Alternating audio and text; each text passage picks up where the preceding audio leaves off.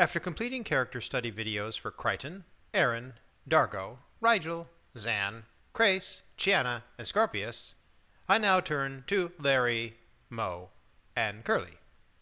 Farscape's major characters are all fairly universally loved, even Scorpius, but Farscape's three Stooges are often mocked and disliked. Is it fair to call them Stooges? Well, they are each bumbling comic relief, and are secondary characters without much backstory or depth. In this, they are quite different from Farscape's main characters, who all have fascinating histories that explain their complex personalities and motivations. Stark, Jewel, and Neuron Tea aren't without some personality, but their characters are never explored, and we know next to nothing about their pasts. We can still have some interesting discussions about them, so let's do that. About Stark, we know only that he is of the Bannock race, and that he is a Stakera. The lack of information available has led to fanciful and false conjectures about Bannocks and Stakera on fan sites. We are given only this cryptic reveal. Peacekeepers killed most of my people, but they kept me alive because I interest them. I'm able to hide thoughts that their chair can't touch. It's almost ironic. What made me a slave now keeps me alive. What made you a slave? This. I'm of the Bannock slave race. We never meet any other Bannocks, so we don't understand all that Stark means. We do learn later that he is interesting to the Peacekeepers because he is a Stakera. Bannocks. They're gone. He's a Stakera. He's attuned to the dying. He knows. Stark is more than sensitive to the dead. He helps souls cross over to death. There are hints that this is why he was enslaved and how he now, no longer a slave, supports himself, a kind of career in crossing souls over to death. We learn as late as the end of Season 4 that Stark was on Katratzi, assisting the leadership cast with their death rituals. That was why Scorpius imprisoned Stark and used the Aurora chair in an attempt to extract the secret of the location of the Scarran base that grew the chrysanthemum flowers that gave the Scarrans their power. We also learn that Stark isn't actually from our material realm. Creation, which enables me to live in your realm. It's merely a vessel for my true incorporeal self. We know that Stark is, shall we say, a little loosely hung together. Friend or foe, friend or foe, friend or foe. This is perhaps because, as someone who helps souls cross over, he absorbs a part of them, including their memories. The jumbled collection of parts of hundreds, if not thousands, of souls probably conflict inside Stark's personality.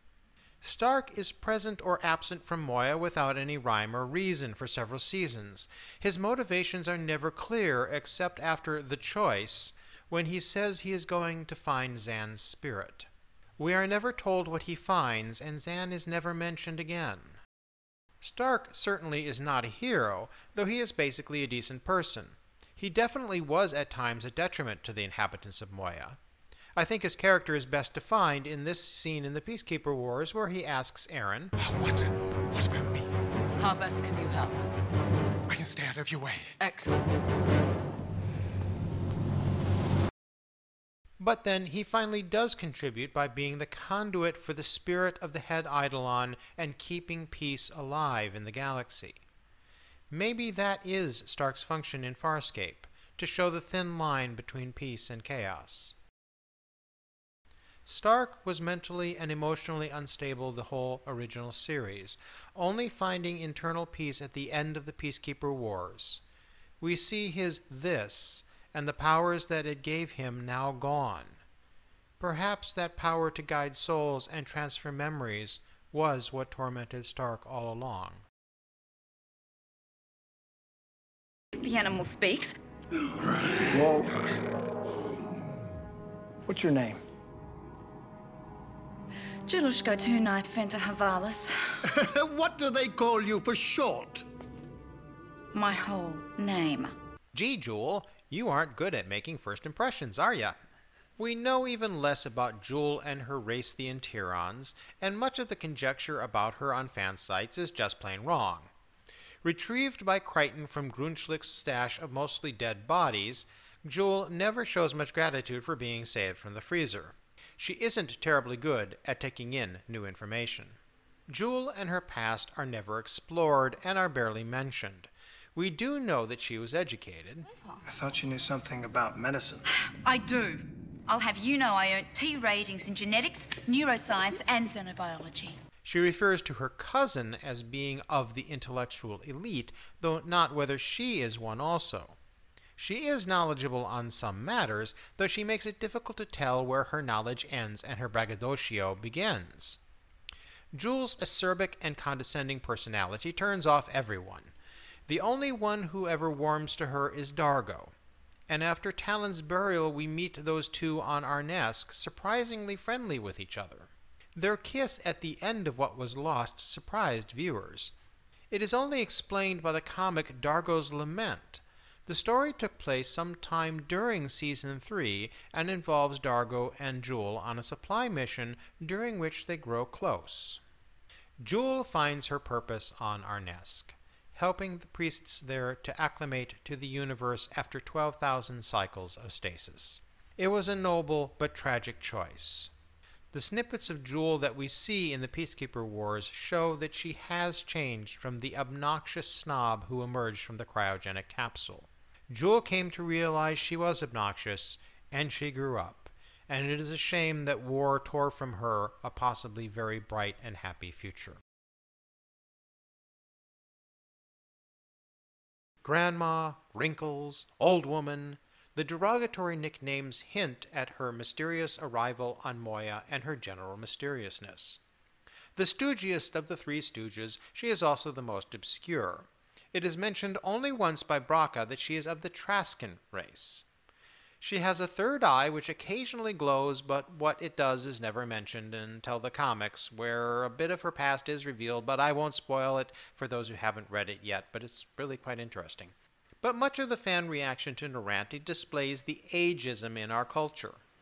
Some people assume Neuron Tea is senile or suffering dementia because she is old and ditzy. She's an alien. Is she supposed to act how proper humans act? Other characters are ditzy, but because they're younger or sexier, they get a pass? It's odd that Farscape, loved because it is wackily unconventional, hasn't had its most wackily unconventional character more greatly accepted. Human perceptions obscure that Neuron Tea is actually a talented wise woman. She's clearly tuned in to different wavelengths and is aware of things others can't see. She showed that on Arnesk, where her second sight saves countless lives and rights an ancient wrong. Neuron Tea offers her training to the Moya family immediately, but receives the typical Moya Freloff response. Perhaps I could offer the benefit of my training. What, how? As a chef? And doctor, instructor, and among many other disciplines, negotiator. Listen, Wrinkles, how about you just stick to the chowder?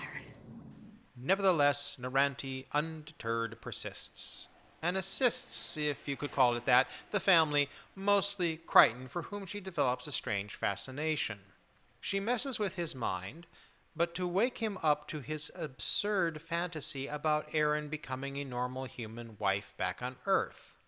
Neuron Tea could tell that Erin was pregnant, and having a similar power as the ancients have, she implanted a memory into Crichton's mind that Erin is with child. whatever plan Neuron Tea had to help Crichton is sabotaged by Harvey, who reveals the implanted thought too early.